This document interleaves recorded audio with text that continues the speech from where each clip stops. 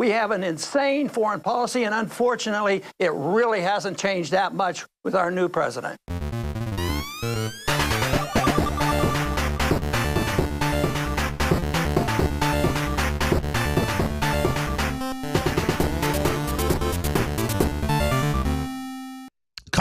Former congressman, medical doctor, Air Force veteran, Ron Paul was against the Iraq wars. He was against the Afghanistan operations. He's been against all of it. He's been proven right.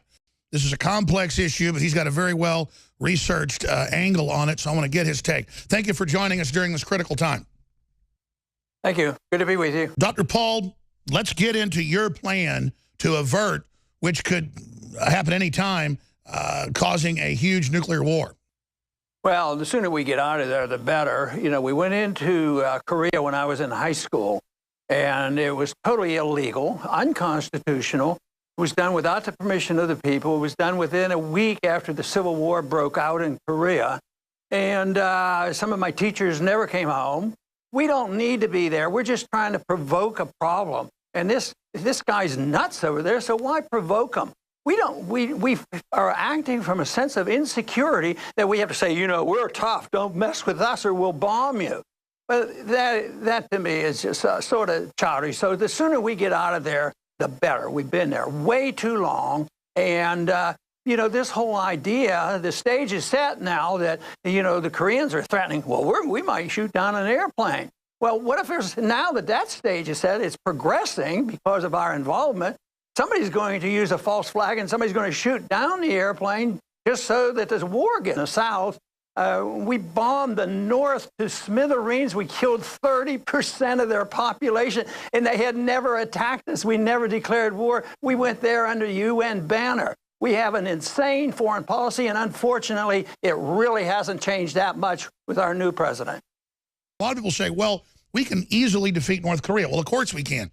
But what happens if China or Russia gets involved, Dr. Paul?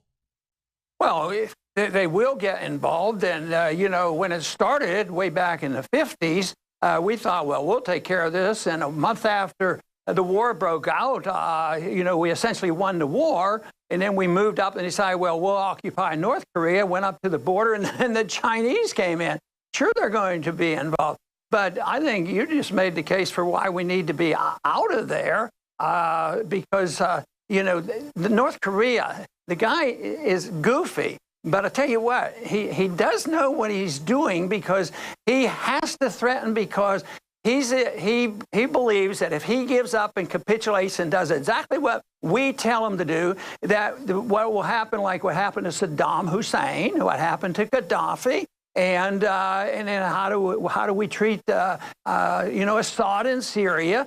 We have an empire to defend. We run the world, and it's wrong. It doesn't work. Millions of people have died over this, and it's time we as a people woke up and say, we ought to mind our own business. We ought to come home and defend this country. He's not going to invade the United States. He's not going to launch a missile. Just remember, the whole thing dealing with Iraq, about all the danger, great danger, and the propagandists, the deep state, the media, convinced the American people that Saddam Hussein was a danger. They're doing the same thing now with North Korea.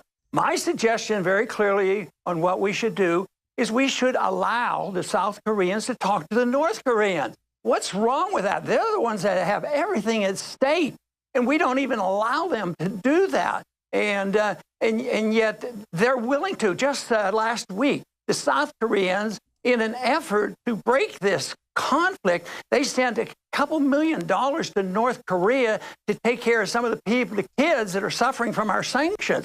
The people suffer. We kill people. We killed almost 1 million Iraqis with our sanctions before we went to war.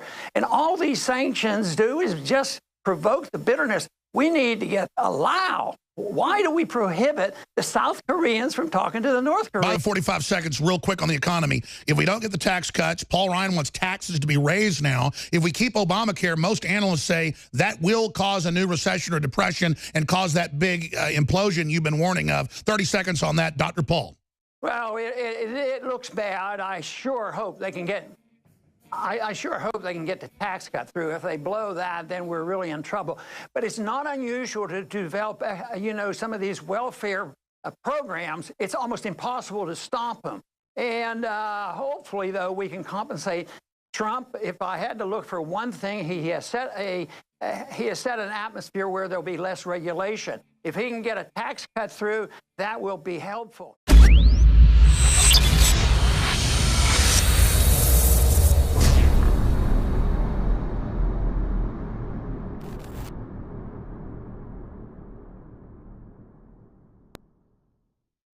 Survival Shield X2 Nascent Iodine. If you're interested in healthy thyroid, if you're interested in well-being, if you're interested in having a higher IQ, which this has been linked to, get your powerful Survival Shield X2 at InfoWarsStore.com.